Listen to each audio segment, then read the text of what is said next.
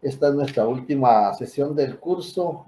Vamos a tener la oportunidad de compartir con los notarios Rudy Domingo Santos López y el notario Juan Sebastián García Luarca en los temas del acta notarial de arresto domiciliario y el acta notarial de matrimonio.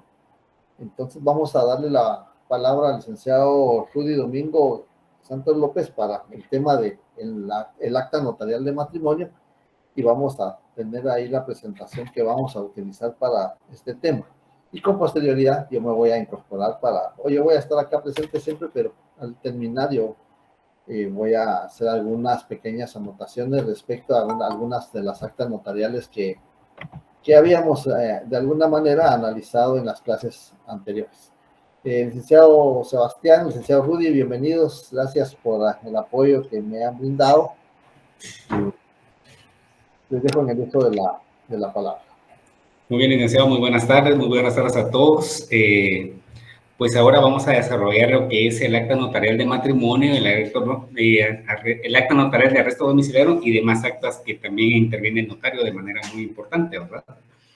En primer lugar, vamos a establecer, antes de empezar lo que es la forma del matrimonio, me gustaría también adentrarnos un poco al tema, ¿verdad? Irnos un poquito años atrás o semestres atrás con algunas figuras jurídicas o algunas definiciones. ¿Cuál es la etimología del matrimonio? El matrimonio viene de la etimología de dos palabras latinas que se llama matris y monium. Matris, que significa madre, y monium, que significa carga o gravamen, que unidos ya hacen el concepto matrimonium, que significa cargo o cuidado que la madre ha de tener sobre sus hijos, ¿verdad? ¿Esto por qué? Porque la etimología del matrimonio resalta en especial la figura de la madre, y no debe verse esta como que si ella fuera el sujeto pasivo, en este caso de la institución, al menos en la luz de la legislación guatemalteca, sino los efectos del derecho, de que tienda a ser protectora del estado jurídico de la mujer dentro del matrimonio, por eso que se le llama matrimonio, ¿verdad? Ahora bien, una vez contemplada esta situación, ¿qué es el matrimonio? El matrimonio, a la luz del artículo 78 del Código Civil, es una institución social por la que un hombre y una mujer se unen legalmente con el ánimo de permanencia, con el fin de vivir juntos, procrear, alimentar y educar a sus hijos y auxiliarse entre sí. Eso es lo que es el matrimonio. Solo aquí pues me voy a atrever a hacer algunas preguntas. En este caso, ¿quiénes pueden contraer matrimonio? Pueden contraer matrimonio los mayores de edad. Ellos pueden contraer matrimonio. Y no pueden contraer matrimonio los que se encuentren en alguno de los impedimentos del artículo 88 del Código Civil, ¿verdad? Ellos no pueden contraer matrimonio, que son los impedimentos absolutos que hace referencia al artículo 88 del Código Civil, ¿verdad? Ahora bien, me voy un poquito en este tema. ¿Quiénes pueden autorizar el matrimonio? Voy a hacer algunas preguntas acá para ver quién me responde de quiénes pueden autorizar el matrimonio, aunque aquí ya en la página pues ya aparecen en las diapositivas, pues ya aparecen algunos por ahí, pero en este caso voy a preguntar al azar algunos. Diego José Marroquín, supongo, ¿se encuentra en clase? Diego. No sé. A ver, José Guillermo.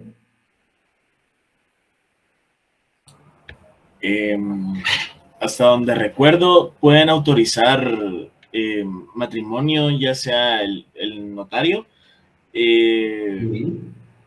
También, no sé cómo le llama la ley, pero es como un ministro, pero se refiere al ministro de religión. De culto. De culto.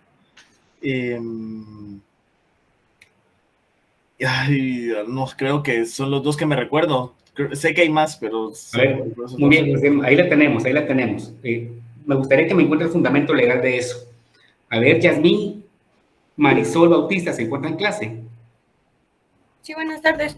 Yanni, vuelvo a la pregunta, ¿quiénes pueden autorizar el matrimonio? El notario, como dijo el compañero, el alcalde del municipio donde residan los que van a contraer el matrimonio, el ministro de culto. Muy bien. Y alguna autoridad que tenga el permiso de hacerlo. ¿Qué autoridad? Administrativa, creo. ¿Como quién? Como, no sé, como subordinados del alcalde, tal vez. No. No, tampoco. A ver, los dos están bien en la respuesta. O sea, parcialmente dijeron bien algunos elementos. Aquí hay que tener cuidado cuando nos preguntan, porque aquí nos pueden hacer bueno, se pueden hacer de dos formas esta pregunta. ¿Quiénes pueden autorizar el matrimonio? O bien, ¿qué funcionarios pueden autorizar el matrimonio? Si me preguntan o si se les preguntan quiénes pueden autorizar el matrimonio, entonces podemos decir con toda la propiedad del mundo, el alcalde municipal, el concejal, el notario en el ejercicio de sus funciones, o en ejercicio, más bien el notario en ejercicio y el ministro de culto que tenga esa facultad. Ellos pueden autorizar el matrimonio. Pero si les preguntan qué funcionarios pueden autorizar el matrimonio, aquí vamos a cerrar un poquito más la respuesta. Porque cuando hablamos de funcionarios, se hace referencia a qué funcionarios públicos. Entonces tenemos el alcalde y el concejal únicamente.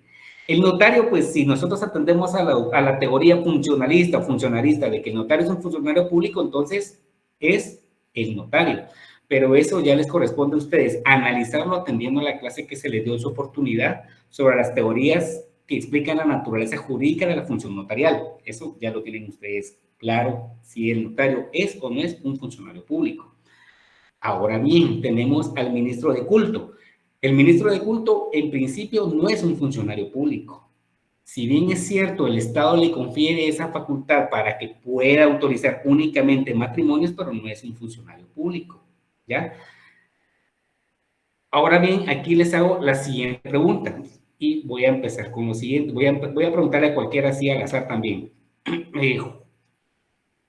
Se encuentra presente Francisco Gabriel Ruiz. Sí, presente, licenciado. A ver, Francisco, el ministro de culto, ¿ante qué dependencia solicita la autorización para poder obtener autorización para celebrar matrimonios, para poder celebrar matrimonios con efectos civiles?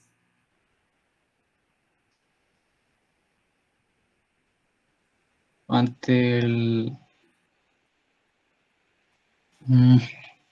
Esas son preguntas de examen, podría venir en el examen, podría ser. Por eso me interesa que pongan atención en algunos casos que estamos hablando por acá.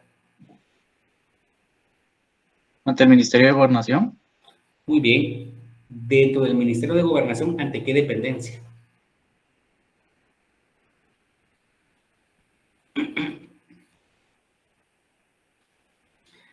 El ministro de culto pide la autorización para que pueda habilitarse para autorizar matrimonios con efectos civiles ante el registro de las personas jurídicas del Ministerio de Gobernación. Está ubicado en la zona 1. Ahí el ministro de culto, perteneciente a la iglesia o a la congregación determinada, va y solicita y pide los requisitos que se le solicitan para que pueda autorizársele para poder celebrar matrimonios con efectos civiles. Es ahí donde tiene que, digamos que es la entidad encargada de autorizar o habilitar al ministro de culto para autorizar matrimonios. Esto lo encontramos a través de un acuerdo gubernativo que me interesa que lo tengan presente. Sería el acuerdo gubernativo 263-85. Ya, ahí lo tenemos. Ahora bien, perdón.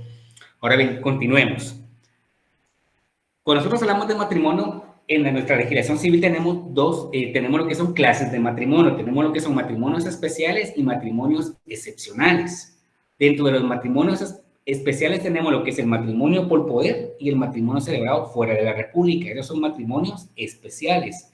Y también tenemos lo que son los matrimonios excepcionales. Dentro de los matrimonios excepcionales tenemos lo que es el matrimonio en artículo de muerte,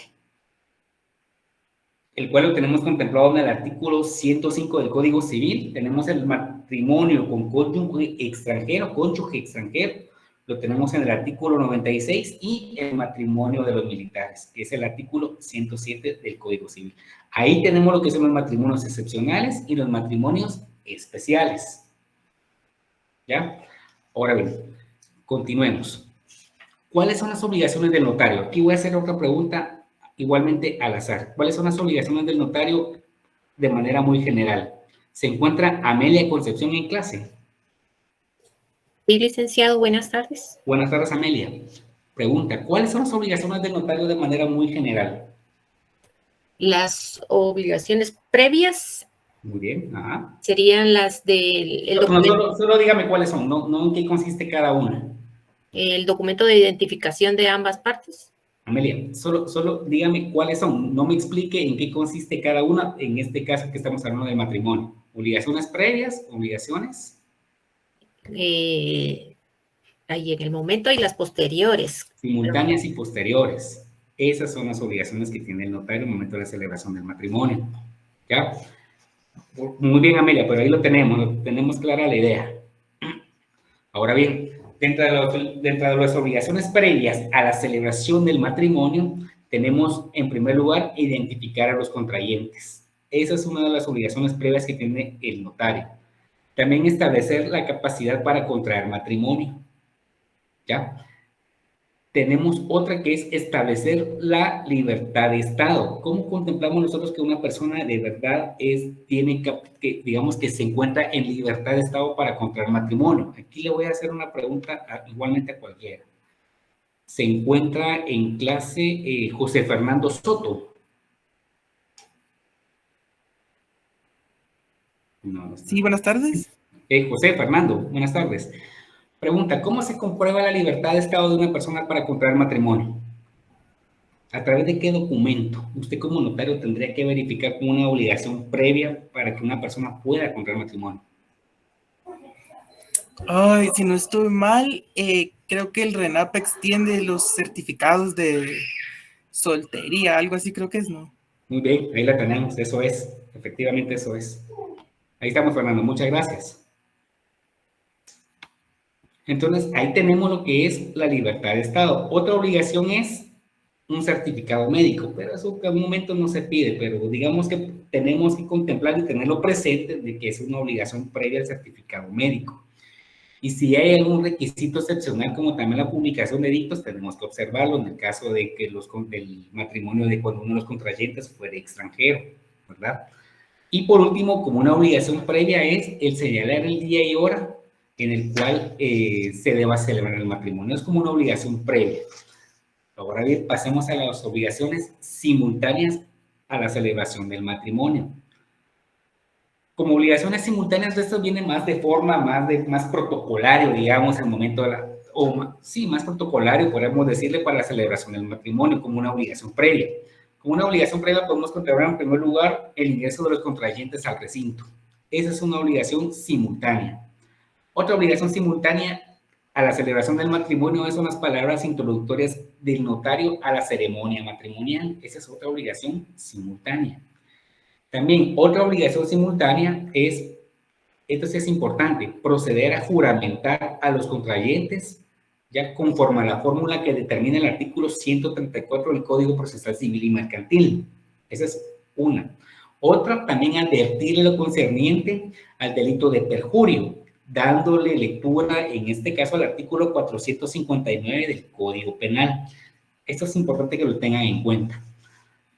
Otra obligación simultánea del notario es tomar la aceptación recíproca del cónyuge varón y cónyuge mujer de aceptarse como marido y mujer. También otra obligación simultánea es dar una lectura breve y explicación a los artículos 78 al 108, 78, 108 al 112 del Código Civil. Esa es otra obligación simultánea. Otra obligación simultánea que nosotros encontramos dentro del matrimonio es dar lectura al acta notarial de matrimonio. Y por último, la firma de los contrayentes. Esas son obligaciones simultáneas a la celebración del matrimonio. Posteriormente también se contempla también ahí como una obligación simultánea la felicitación, salutación, se le llama salutación de parte del notario a los cónyuges y darles en el momento lo que es la constancia de matrimonio. Eso es importante también, darles una constancia de matrimonio. Ya, porque puede ser que al notario se le pierda el acta notarial, al notario no envíe el aviso al registro de las personas jurídicas sobre la celebración del matrimonio. Entonces, con la constancia del matrimonio, ustedes pueden salvar la situación y las personas tienen una forma de acreditar que efectivamente ellos son marido y mujer. ¿Ya? Por último, tenemos lo que son las obligaciones posteriores a la celebración del matrimonio. Dentro de las obligaciones posteriores a la celebración del matrimonio, tenemos lo que es protocolizar el acta notarial de matrimonio. Esa es una obligación posterior. Otra obligación posterior es remitir los avisos al Registro Nacional de las Personas Jurídicas y cambiar documento de identificación personal, es decir, donde se hace constar que la persona ya no es soltera, sino más bien ya casada. Eso sería básicamente lo que estamos hablando con relación al matrimonio, ¿ya? No sé, de verdad que estar en manera virtual se hace un poquito más escueto el tiempo y a la vez la explicación a veces cuesta darse un poco a entender o uno a entender. Pregunto, ¿existe alguna duda, algún comentario por ahora?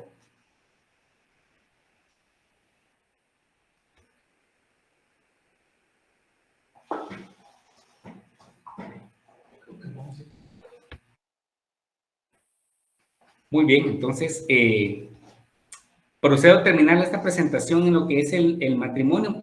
Bueno, aquí el licenciado también hace una referencia aquí a lo que es la unión de hecho. ¿Quiénes pueden declarar la unión de hecho? Funcionarios que pueden declarar la unión de hecho tenemos el alcalde municipal, el notario y los jueces, ¿ya? Pero eso lo vamos a ver posteriormente. Entonces, estamos acá y nos vemos en una próxima.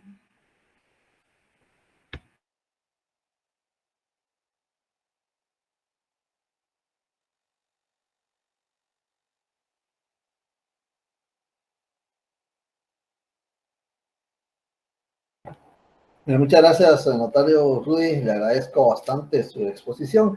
Efectivamente, la exposición en cuanto al acta notarial de matrimonio es breve y como consecuencia que los mayores elementos los encontramos regulados en el Código Civil en cuanto a las formalidades en el artículo 92 y 93, así como en el artículo 100, donde se determina que el acta notarial de matrimonio debe de ser firmada por los contrayentes. En cuanto a los elementos de fondo, es decir, quiénes pueden contraer matrimonio, cuáles son las causas de insubsistencia del matrimonio, pues esto creo que ya lo estudiaron ustedes en su curso de Derecho Civil, el Civil 1, porque es justamente lo de las personas. El matrimonio debe de inscribirse dentro de los 30 días siguientes de haber autorizado el acta en el registro civil del Registro Nacional de las Personas. Ahí es donde se va a inscribir el acta notarial de matrimonio. Lo que sucede es que en el artículo 100 del Código Civil se determina que son 15 días, pero el reglamento de la ley del Registro Nacional de las Personas ahora modificó prácticamente y determina que son 30 días para poder inscribir el matrimonio. En cuanto a la unión de hecho, creo que es muy importante también determinar que la unión de hecho no solo puede declararse porque el matrimonio es constitutivo, es decir, se constituye desde el momento en que los contrayentes realizan la firma del instrumento público, que es el acta notarial, mientras que la unión de hecho es declarativa, porque van a declarar algo que viene de años anteriores. Además de eso, la otra diferencia es de que el matrimonio se hace constar en acta notarial, tal como lo vimos ahí en la presentación y lo expuso el notario Rudy, y la unión de hecho puede hacerse constar ya sea en acta notarial o en escritura pública. Además de eso, otra diferencia es que la unión de hecho puede declararse judicialmente. Cuando uno de los convivientes, porque ahí no son cónyuges, sino son convivientes, cuando uno de los convivientes le interesa promover la declaratoria de unión de hecho, pues acude ante un órgano jurisdiccional y promueve sus diligencias procesales respecto a la unión de hecho. Otra característica de la unión de hecho es que esta se puede declarar post-mortem, es decir, cuando ha fallecido uno de los convivientes y se necesita, ya sea para promover un proceso sucesorio, se necesita declarar la unión de hecho, se puede hacer, se le llama unión de hecho post-mortem ante un órgano jurisdiccional en la vía ordinaria. Esas son algunas diferencias que nosotros encontramos en el Código Civil en cuanto a al matrimonio y la unión de hecho. Bien, entonces ese sería en cuanto al matrimonio. El acta notarial, como lo dijo el notario Rudy, debe de ser protocolizada de conformidad con el artículo 101 del Código Civil. Sin embargo, este artículo solo regula que debe de ser protocolizada, no determina un plazo para poder protocolizar para deber de protocolizar el acta notarial de matrimonio. Bien. Entonces vamos a tener ahora la colaboración del notario Juan Sebastián García Loarca, quien nos va a referir al respecto del tema del arresto domiciliario, que también es otra acta notarial que teníamos pendiente de poder hacer algún comentario. El notario García Loarca pues ha tenido experiencia en cuanto al desarrollo de esta clase de instrumentos públicos y nos ha manifestado de que en este caso se materializa perfectamente las dos funciones del abogado, porque en primer lugar va a asesorar a sus clientes que le han solicitado su función notarial para poder autorizar un acta notarial de arresto domiciliario. Él nos va a dar las características de esta acta notarial y nos va a poder determinar cuál es el procedimiento o cuál es la forma en autorizar esta clase de actas notariales. Bueno, buenas tardes, licenciado. Gracias por la oportunidad. Jóvenes estudiantes y señoritas, buenas tardes. Pues les voy a hablar en esta oportunidad lo que es lo concerniente al acta notarial de arresto domiciliario. Ahí por ahí les dejé una pequeña definición, no quiere decir que sea una definición única o una definición que es la que ustedes se tienen que aprender, ¿verdad? Incluso esta definición, pues yo la fui logrando ahí, ¿verdad? Entonces, cuando hablamos del arresto domiciliario, quiero que nos pongamos a pensar más que todo en este momento que estamos nosotros estudiando lo que es el derecho notarial, ¿ya? En nuestra función como notarios, nuestra función de venir y poder fraccionar este instrumento público, ¿ya?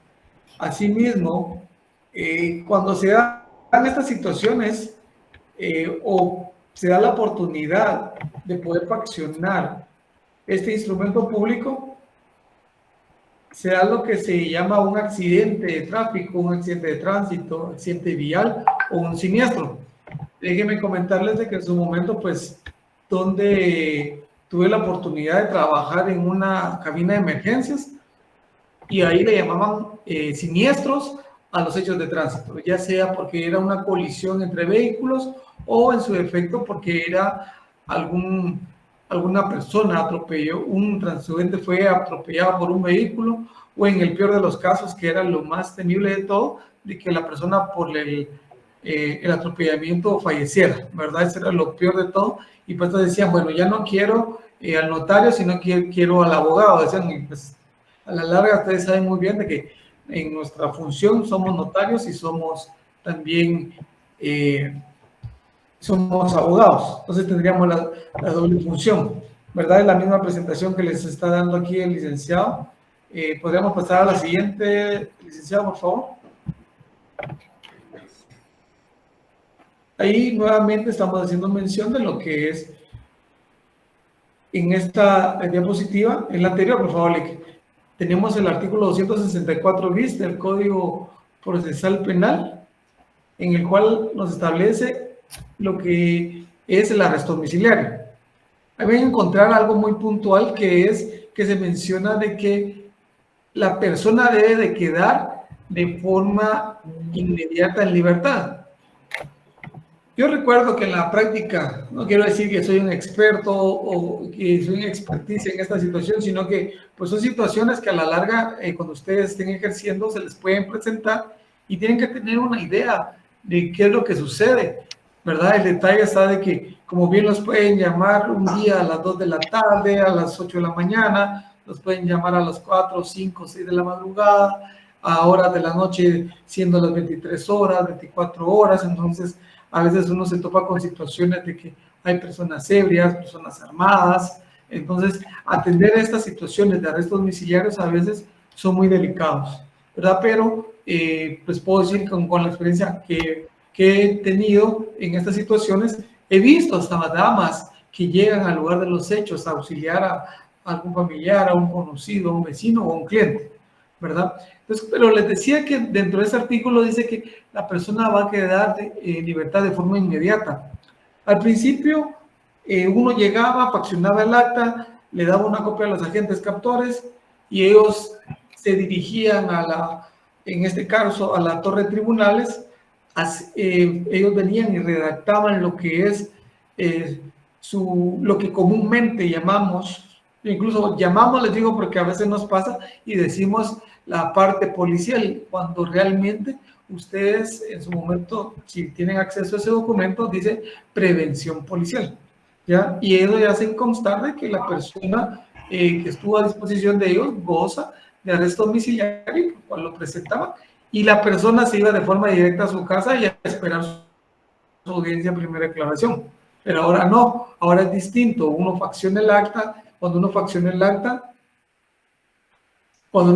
el acta, vienen y al cliente lo trasladan a la torre de tribunales. O sea, todavía hay que esperar un proceso ahí y hay que esperar de que incluso la persona comúnmente, como le dicen, lo fichen. Es decir, que le ponen los dedos en una tablilla ya después de haberse remojado en tinta para tener el registro.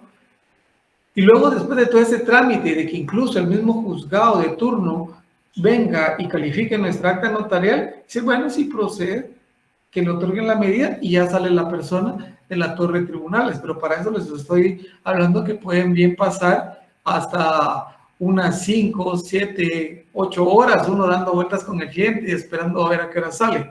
Por eso le digo, los hechos de, en este caso, ir a faccionar un acta de arresto domiciliario es factor tiempo y dependiendo del día, la hora, así es como el notario puede venir y poder calcular sus honorarios.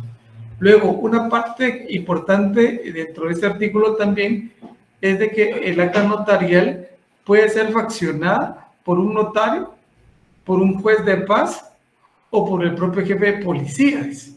Entonces veamos de que no solamente el notario tiene la facultad, es decir, que si la persona que detienen por un hecho de tránsito tiene conocimiento de cierta forma, o incluso digamos uno de ustedes que es estudiante de derecho, bien puede decir, bueno, yo no puedo esperar de que venga únicamente un notario.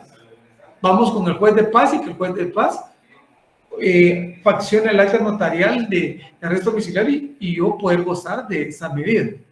Otro punto muy importante que se da dentro del acta notarial de arresto domiciliario es de que se puede se debe de constituir un fiador. El fiador en este caso no lo vamos a entender como el fiador, como la figura de lo que es en lo concerniente a lo civil, ¿verdad? Que va a responder de forma solidaria en las obligaciones civiles por parte de la persona que en su momento pueda ser sindicada en el hecho de tránsito. No, en este caso el fiador se va a comprometer a presentar a la persona a la audiencia que se fije para el efecto para que rinda su primera declaración. Eso es a lo que se compromete en su momento el fiador. No es como tal la figura civil. Otro tema muy importante también que se da de que al estudiar el derecho notarial ustedes pudieron haber verificado o entendido de que las formas de poder identificar a una persona es a través del documento personal de identificación, así también con el pasaporte. Pero al momento de poder faccionar el acta notarial de arresto domiciliario, la persona o nuestro cliente va a poder ser identificado con su licencia de conducir, porque la misma ley nos permite esta situación. Y luego, ese es un punto muy importante, ¿verdad? Esos son dos puntos que realmente no los vamos a ver en otro tipo de actas notariales, ¿ya?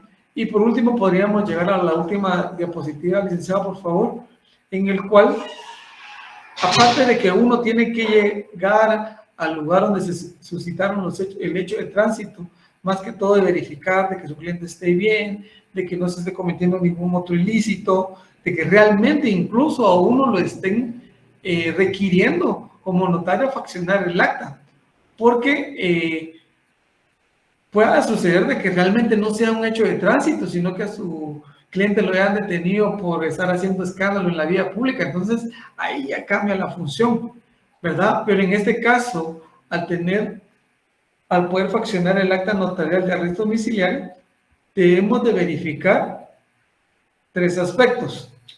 Uno, que nuestro cliente o la persona que nos requiere no se encuentra bajo efectos de drogas o bajo efectos de alcohol. Porque en caso contrario, si se encuentra en ese estado, no puede gozar de esa medida del arresto domiciliario.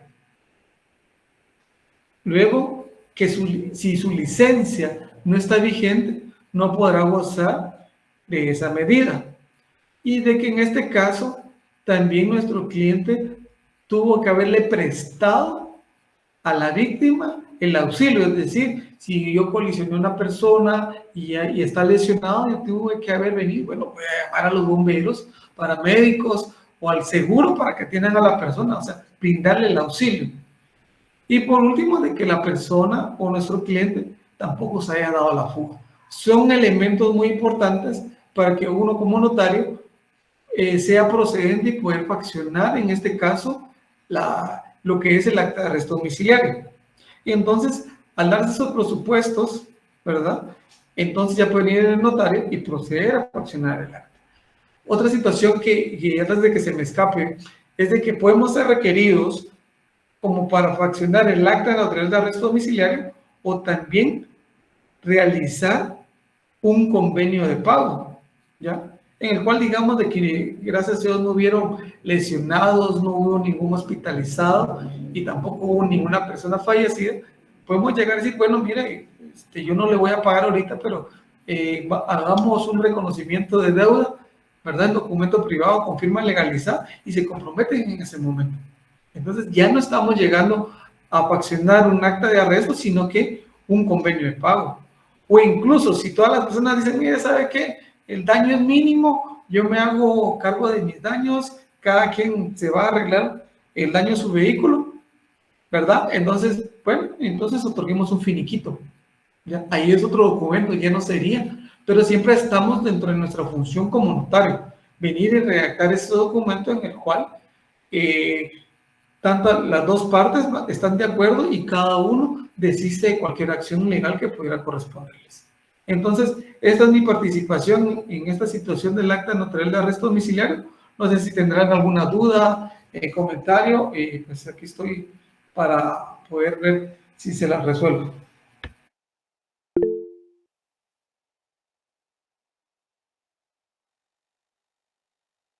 Amelia, buenas tardes, diga.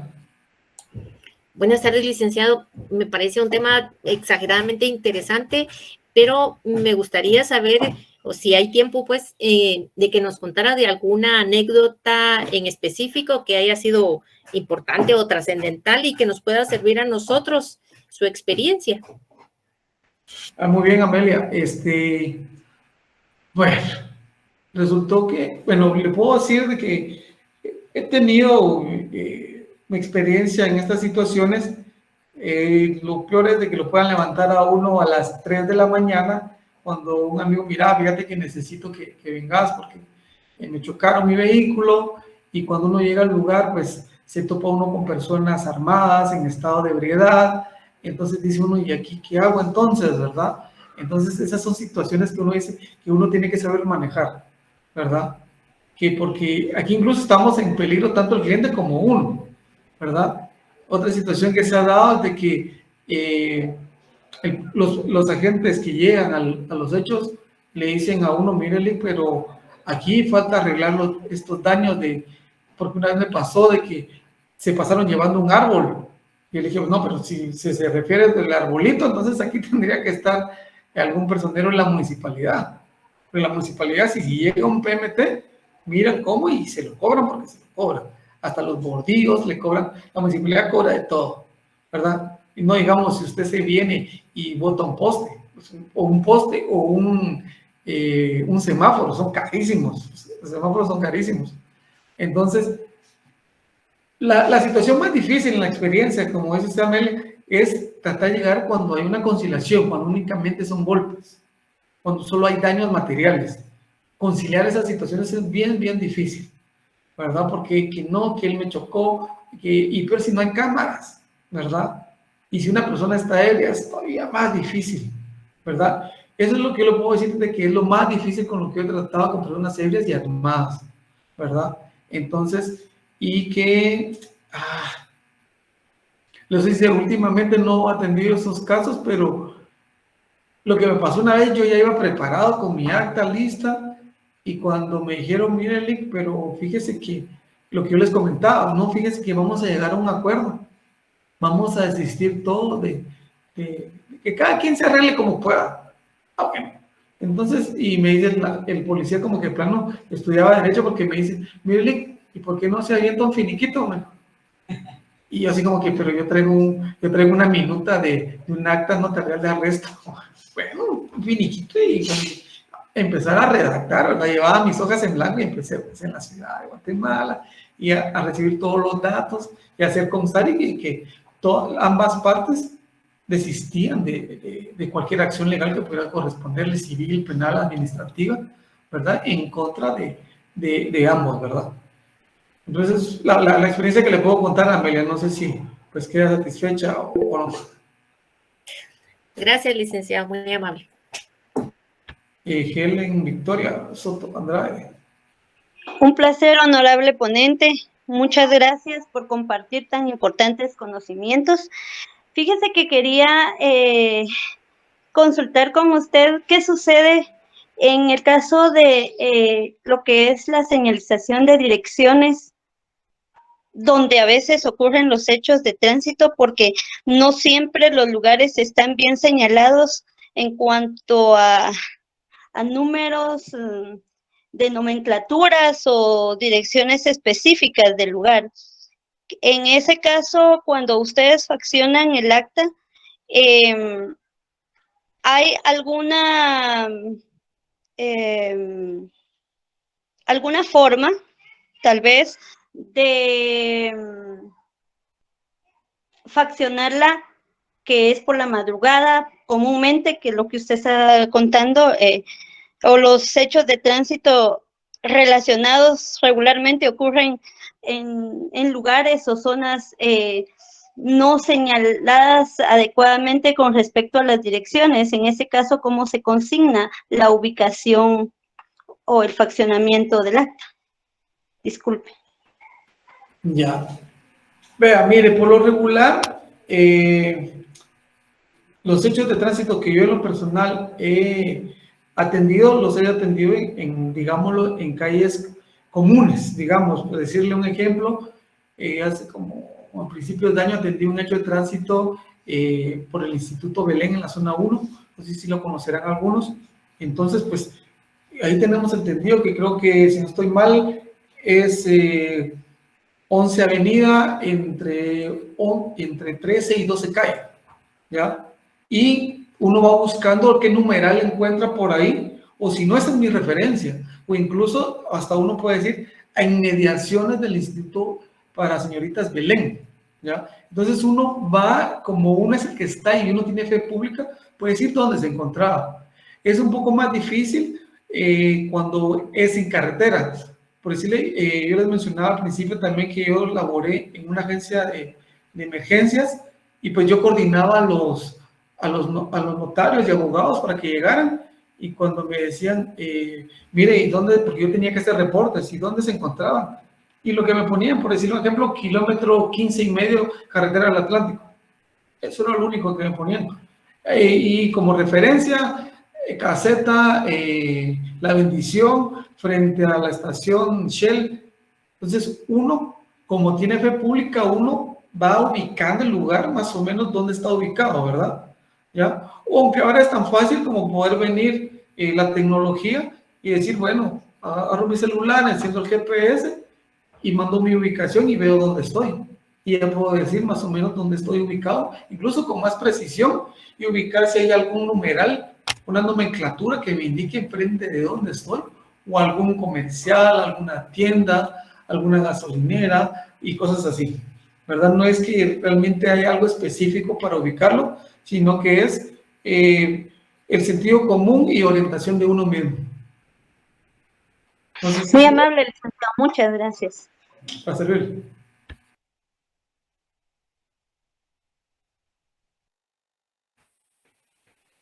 Bueno, entonces creo que yo creo que ahí estamos, estimado amigo colega. Muy bien, de acuerdo, estimado licenciado Sebastián García, muchas gracias por su apoyo, su colaboración, yo les agradezco. Aproveché la oportunidad de la colaboración de los estimados notarios, ellos son egresados de nuestra tricentenaria facultad, son exalumnos y que han tenido ya experiencia en el ejercicio profesional con años de graduados. He tenido el privilegio de tener alumnos de talla como ellos que han sido pues, de mucho prestigio ya en el ejercicio de la profesión. Yo les pedí la colaboración porque no sabía si iba a tener problema con la presentación. En la otra sección sí tuve un pequeño problema porque no estoy en la República de Guatemala. Entonces eso dije, yo voy a prever de que no haya algún problema y no contemos con la sesión del día viernes, que es nuestra última sesión. Tal vez para acotar algunos elementos que Helen preguntaba al respecto de los hechos de tránsito, y el notario Sebastián lo mencionaba justamente, cuando en el hecho de tránsito se provoca el derribamiento de un poste de energía eléctrica, también la empresa eléctrica a través de su representante legal va a requerir el pago de ese bien, de ese poste, que aproximadamente estaba por unos 40,000 quetzales cada poste. Así es que hay que tener mucho cuidado, no es nada más de decir de llevarse el poste, porque sí tiene un precio que la empresa eléctrica lo va a requerir para poder reponer el poste. Lo mismo sucede con los semáforos, que pertenecen también, están bajo el control del Departamento de Tránsito de la Policía Nacional Civil, que pertenece al Ministerio de Gobernación. Y también cada semáforo tiene un costo, especialmente si son de los semáforos que tienen cronómetro. Entonces hay que ver que todas esas circunstancias van a verse involucradas en un hecho de tránsito. Yo le agradezco al licenciado Juan Sebastián la exposición y le pedí favor a ellos porque ellos tienen la experiencia, especialmente en este hecho de tránsito. Yo me recuerdo que en una madrugada me llamaron como a las 2:30 de la mañana y me requieren por un acta notarial y le digo yo, mire, le voy a recomendar a un amigo que lo va a atender muy bien. Entonces levantaron al licenciado Sebastián porque yo no atiendo los hechos de tránsito, pero sí le digo, es una experiencia muy, y lo que decía Helen en cuanto a la nomenclatura, muchas veces suceden los hechos de tránsito donde no hay nomenclatura. Entonces, como justamente el notario Sebastián apuntaba, hay que buscar un punto de referencia. Puede ser una iglesia, puede ser un campo de fútbol, puede ser un salón municipal, porque muchas veces hay lugares fuera del área urbana donde no hay nomenclatura, pero también existe la medida de los kilómetros, donde también puede decir, así como lo dijo el notario Sebastián, a la altura, a las inmediaciones o a tantos metros del kilómetro X de la carretera que conduce de tal lado a tal lugar.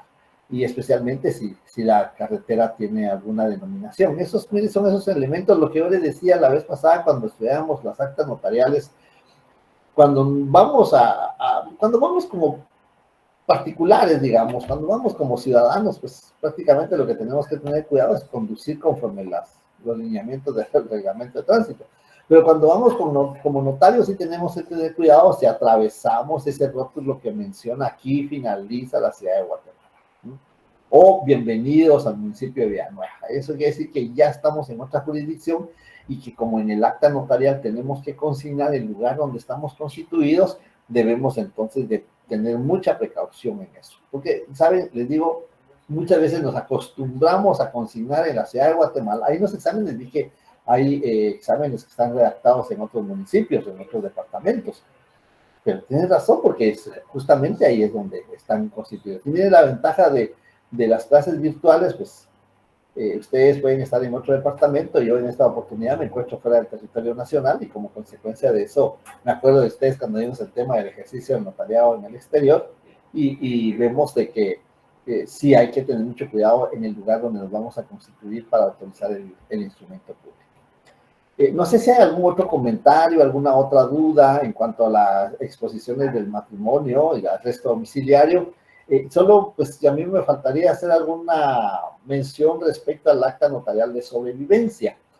En el acta notarial de sobrevivencia vamos a encontrar algunas características. Es una declaración jurada que aquellas personas que gozan del beneficio de alguna jubilación, por ejemplo, los jubilados del plan de prestaciones del Instituto Guatemalteco de Seguridad Social con su plan de IBS, invalidez, vejez y sobrevivencia, tienen de presentar su acta notarial donde consta la sobrevivencia de la persona. Esta es un acta notarial de presencia donde la persona requiere al notario para que haga constar y dé fe que existe, que está vivo, y que como consecuencia de que está vivo, que existe físicamente, le asiste el derecho de continuar recibiendo mensualmente o periódicamente el beneficio económico que le ha sido asignado. Yo estoy seguro que más de alguno de ustedes, posiblemente la mayoría, tiene algún pariente que recibe algún beneficio de esta naturaleza, y me imagino que de repente le han dicho que tiene que presentar el acta notarial de sobrevivencia.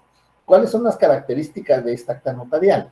Las características elementales, primero, que es bajo juramento. La persona va a declarar bajo juramento que es beneficiaria de un plan de prestaciones, que puede ser el plan de prestaciones de la Universidad de San Carlos de Guatemala, puede ser el plan de prestaciones del Colegio de Abogados y Notarios de Guatemala, puede ser el plan de prestaciones de los extrabajadores de la Municipalidad de la Ciudad de Guatemala, o el plan de prestaciones del Instituto Guatemalteco de Seguridad Social, que se refiere a 3 categorías: invalidez, vejez y sobrevivencia. Esto es lo que va a declarar bajo juramento.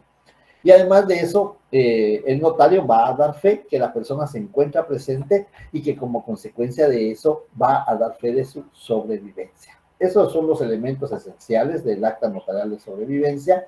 El acta notarial de sobrevivencia, de conformidad con la ley de causas pasivas y su reglamento, los artículos 54 y 45, no solo la puede hacer constar, oigan, estoy diciendo, no solo lo puede hacer constar el notario, porque también lo puede hacer constar el alcalde municipal, lo puede hacer constar el gobernador departamental y lo puede hacer constar el cónsul o agente diplomático, aunque no sea notario, fuera del territorio nacional.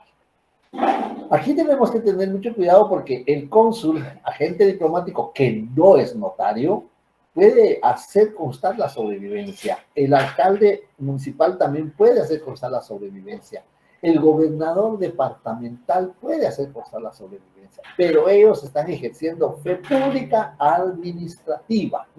Fe pública administrativa. Cuando el cónsul o agente diplomático es notario, pues entonces ahí va a ejercer la fe pública notarial, porque está facultado de conformidad con el artículo 43 de la ley del organismo judicial. Y el notario, por supuesto que el notario lo que va a ejercer es eminentemente la fe pública notarial. Otro elemento importante de esta acta notarial de sobrevivencia es que se encuentra exenta del impuesto fiscal, es decir, de los 50 centavos del timbre fiscal está exenta. No así del timbre notarial. Debe de cubrir los 10 quetzales en timbre notarial.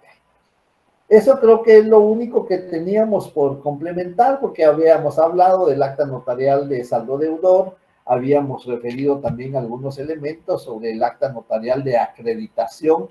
Tal vez sí voy a hacer un poquito de algunos comentarios, porque muchas veces le llamamos acta notarial de nombramiento, ¿no? Pero el notario no nombra.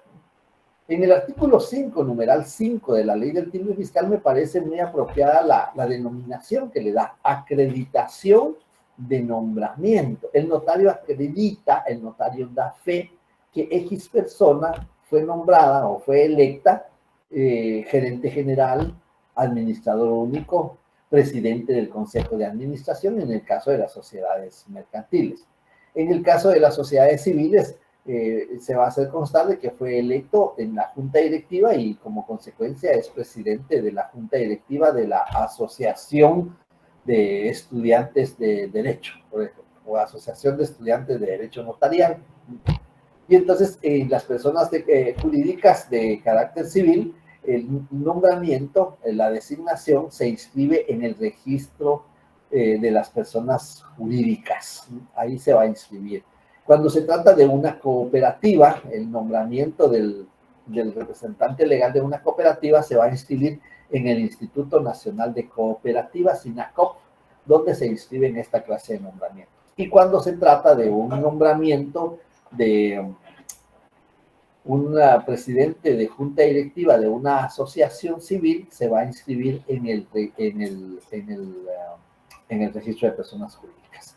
Entonces hay 3 registros donde se inscriben la acreditación del nombramiento: el Registro Mercantil General de la República, el Registro de Personas Jurídicas del Ministerio de Gobernación y el Instituto Nacional de Cooperativas en el caso de las cooperativas. Todas van a cubrir 100 quetzales de timbre notarial en la primera hoja, y si tiene más de una hoja, que por supuesto lo va a tener, va a cubrir 50 centavos en cada hoja. ¿Qué es lo que debemos de tener para acreditar que X persona fue nombrada gerente general? Aquí hay 2 casos. Cuando es el primer gerente general o es el primer administrador único, lo único que tenemos va a ser la escritura constitutiva de la sociedad mercantil. Es lo único que vamos a tener. Pero una vez que ya son los siguientes nombramientos, vamos a tener la certificación del acta de la asamblea, que puede ser asamblea ordinaria o asamblea extraordinaria o totalitaria, donde se le eligió o se le designó como gerente, como administrador o como presidente del Consejo de Administración. Pero además tenemos que contar con el testimonio de la escritura constitutiva.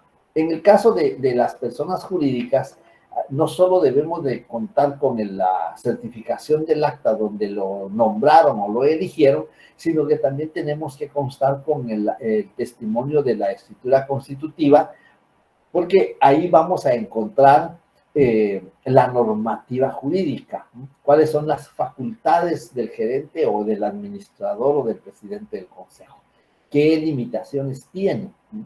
Porque el notario tiene que hacer constar, primero, que fue nombrado o que fue electo, y segundo, cuáles son sus facultades. Y para eso debe el notario de tener a la vista no solo el acta donde, la certificación del acta donde se le eligió o se le nombró, y el testimonio de la escritura donde se constituye, ya sea la sociedad civil o la sociedad mercantil, porque ahí vamos a encontrar cuáles son las facultades que tiene, además de los que la ley establece en el artículo 47, en el caso de las personas jurídicas de naturaleza mercantil, artículo 47 del Código de Comercio.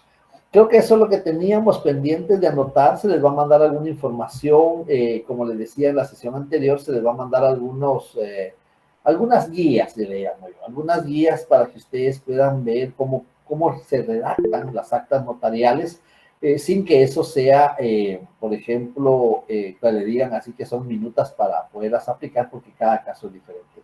Le escucho, Guillermo Cajas.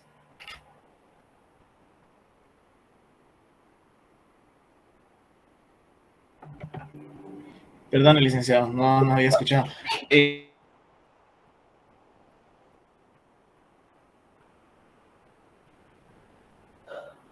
No se le escucha bien.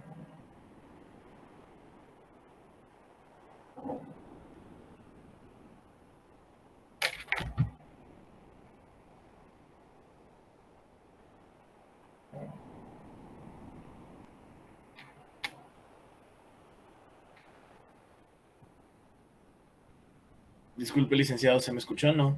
No le escuchaba. Ahorita sí le escuché, pero no sé cuál fue su pregunta. Perdón, es que se va el internet aquí. No, si me podría repetir cuál es el documento que se debe de tener o el instrumento que se debe de tener al momento del primer nombramiento. Sí, les decía que para el primer nombramiento, como ahí vamos a encontrar los artículos que regulan, por ejemplo, las clases de acciones, cómo se dividen las acciones, cuáles son las facultades de las asambleas, qué clase de asambleas, y al final vamos a encontrar una cláusula transitoria donde los accionistas designan como primer gerente o como primer administrador de la sociedad a uno de sus accionistas o a una persona que ellos puedan elegir. Eso es lo que vamos a tener a la vista para el primer nombramiento, que constituye el testimonio de la escritura constitutiva de la sociedad.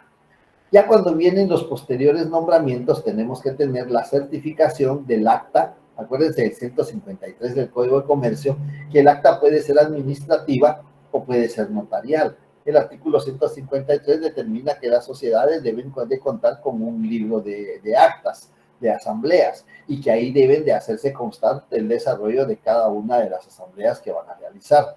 La asamblea ordinaria, que debe de realizarse por lo menos una vez al año, la primera tiene que ser dentro de los dentro de los 3 meses siguientes al finalizar el periodo fiscal. ¿Cuándo termina el periodo fiscal? El periodo fiscal concluye el 31 de diciembre de cada año, y la asamblea debe de ser de conformidad con el Código de Comercio dentro de los 3 meses siguientes a haberse concluido el periodo fiscal. Entonces eso es muy importante. Además de eso, también tenemos que tener cuidado qué clase de asamblea la que se va a realizar, si es ordinaria, porque cuáles son los temas que está facultada de conformidad con la ley de conocerse asamblea ordinaria. Y si es en asamblea extraordinaria, cuáles son los temas que deben de tratarse para convocar en una asamblea extraordinaria. Además de eso, también debemos de saber como notarios qué clase de quórum se necesita para el desarrollo de una de las asambleas. Porque hay temas que necesitan un quórum calificado y hay temas que necesitan un quórum simple, que es la mitad más uno, pero el quórum calificado sí puede determinar que sea más de la mitad más uno. Esas son cosas que el notario debe de tener presente, porque acordémonos, y yo siempre los digo, y yo creo que también nosotros docentes del curso notariado lo decimos en las clases, allá afuera hay más de 35,000 abogados, y cualquiera puede buscarle algo al instrumento público para impugnarlo de nulidad o de falsedad. Por eso el artículo 186 del Código Procesal Civil y Mercantil es muy importante, porque ahí se determina que los instrumentos públicos producen fe, ¿no? Es decir, se tienen por cierto, producen plena prueba.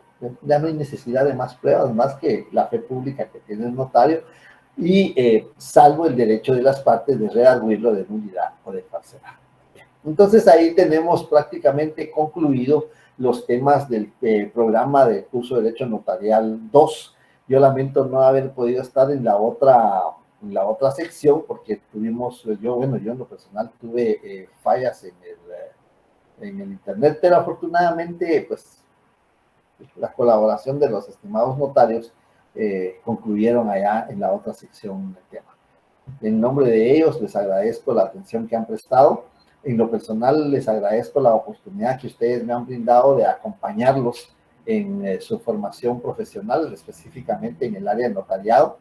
Desde ya les deseo muchos éxitos en sus estudios del siguiente año, y desde ya también en el ejercicio profesional, porque ya están cerca de poder llegar a esa meta, que es primero culminar el cierre de pensum, posteriormente la culminación del examen técnico profesional en sus 2 fases, y que tal vez de repente voy a tener la oportunidad de encontrar a alguno de ustedes, como ha sucedido en otras oportunidades, y después ya con el tema del público de tesis para poder ejercer la función notarial.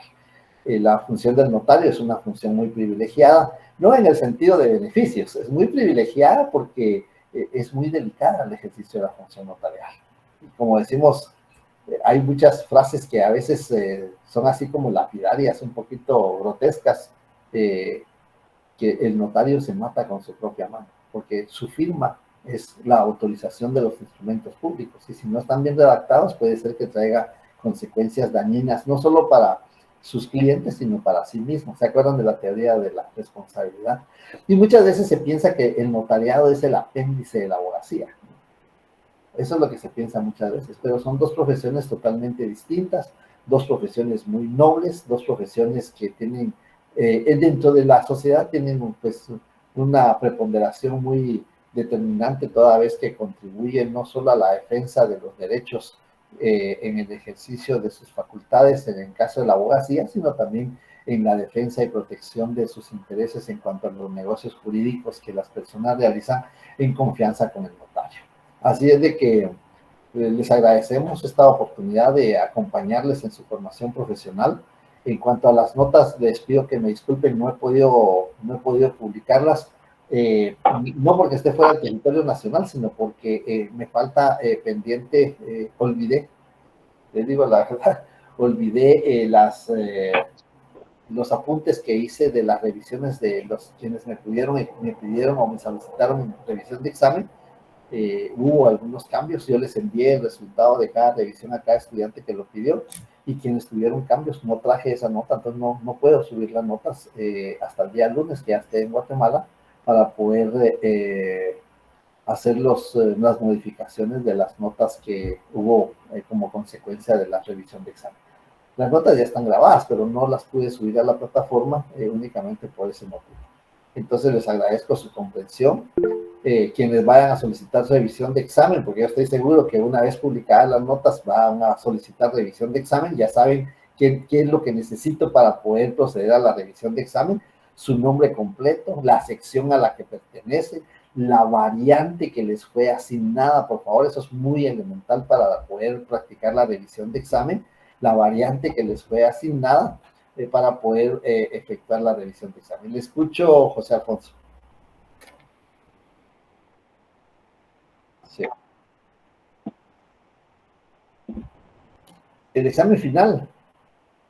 Bueno, el examen final lo vamos a practicar a las 4:30, 16:30 horas. Para que las dos secciones juntas, como lo hemos hecho, a las 16:30 vamos a realizar el examen final. Ustedes ya saben cuál es la forma de evaluar, una parte teórica, una parte práctica. El tema que más va a ser objeto de evaluación es este último tema de las actas notariales, que no lo hemos evaluado, porque de conformidad con el programa del curso, que eso sí, afortunadamente me logré traer un programa del curso, el programa del curso determina que en el primer examen parcial será del punto 1 al punto 4, el segundo examen parcial del punto 5 al punto 8, y el examen final será de todo el programa, dándole énfasis a la parte que no se ha evaluado. Y la parte que no hemos evaluado es la parte del acta notarial, que es donde va a estar el 60% del contenido del examen. Les vamos a mandar un material que se denomina guía para autorizar un matrimonio civil. Ahí vamos a encontrar las obligaciones previas, las obligaciones simultáneas y las obligaciones posteriores. No sé si fue en esta sección o en la otra donde el licenciado Rudy preguntó algo al respecto a eso a los estudiantes. Y entonces en esa hoja vamos a encontrar el fundamento jurídico de cada una de las obligaciones previas, simultáneas y posteriores que el notario tiene para poder autorizar el matrimonio. También se les va a mandar una guía, una forma, cómo pueden ustedes redactar las actas notariales, cuál es más o menos el diseño de las actas notariales. No les estoy diciendo que obligatoriamente es así, pero por lo menos sí les pido favor, porque inclusive en los exámenes que terminé de calificar, los exámenes parciales, todavía alguien me consignó, es primer testimonio. Yo les dije, mientras estemos en el curso, vamos a seguir los lineamientos de redacción, ¿sí?, que nos hemos permitido hacer aquí. Ya cuando ustedes tengan su título de notarios, pues, bajo el brazo o colgado ahí en su despacho, ustedes pueden autorizar los instrumentos públicos como ustedes lo estimen pertinente, porque ya es su responsabilidad. Aquí sí, por favor, yo les pido que sigamos los lineamientos, ¿sí? No hay primer testimonio. Sencillamente es testimonio, pero para hacer la diferencia yo le llamo testimonio para la parte interesada, pero únicamente vamos a decir es testimonio de la escritura pública número X. Y sí me alegra mucho que en el caso de las protocolaciones, sí, la mayoría, yo diría que el 99% me consignó es testimonio del instrumento de protocolación, porque esa no es escritura, es un instrumento de protocolación. Entonces sí, les digo, ya las notas ya están, solo necesito confirmar las modificaciones que hubo como consecuencia de las revisiones de examen que se practicaron, y el día lunes indudablemente ustedes se enterarán de sus notas, y reitero, quienes quieran o quienes estimen pertinente solicitar la revisión de examen, nombre completo, la sección a la que pertenecen y la variante que les fue asignada para poder practicar la revisión de examen. No sé si hay algún comentario, alguna duda. Les reitero el agradecimiento de la oportunidad que nos dieron para acompañarlos en su formación profesional, y pues La única recompensa que esperamos nosotros con los notarios que nos acompañaron hoy, la única recompensa que esperamos nosotros los docentes es la satisfacción de ver su tarjeta de graduación, que han logrado la meta que todos anhelan, que es poder obtener específicamente, en nuestro caso, el título de notarios. Es de que, sí, le escucho, José Alfonso.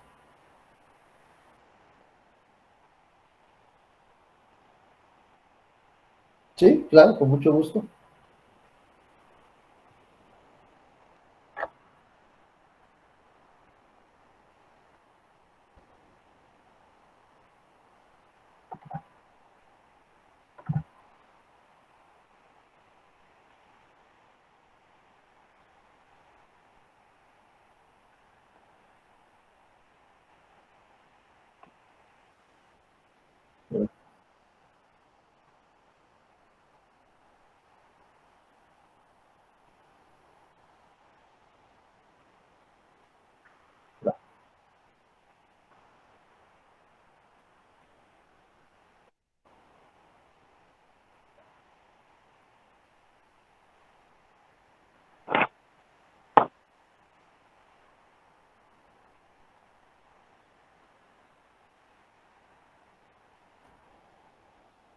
Muchas gracias, les agradezco desde ya infinitamente. Muchas gracias, muchas gracias. Realmente es algo satisfactorio lo que están realizando ustedes hoy. Les agradezco infinitamente ese gesto. Sé que tal vez he sido un poco exigente, pero el notariado es así, ser exigente. Y más vale hoy que el día de mañana cuando ya tengamos el título. Les agradezco. De veras que es un gesto muy noble, es un gesto que me da bastante satisfacción. Y ven que encontrándome lejos de Guatemala, pues y ver ese calor humano de ustedes, pues realmente me llena de mucha emoción. Así que muchas gracias, les agradezco y qué bueno que pude estar con ustedes. Gracias, felicitaciones desde ya. Gracias. Gracias. Feliz tarde, licenciado. Nos vemos en el examen. Gracias, Amelia. Nos vemos en el examen, por supuesto. Claro. Gracias a usted. Gracias, licenciado. Que Dios lo bendiga. A ustedes también. Muchas gracias.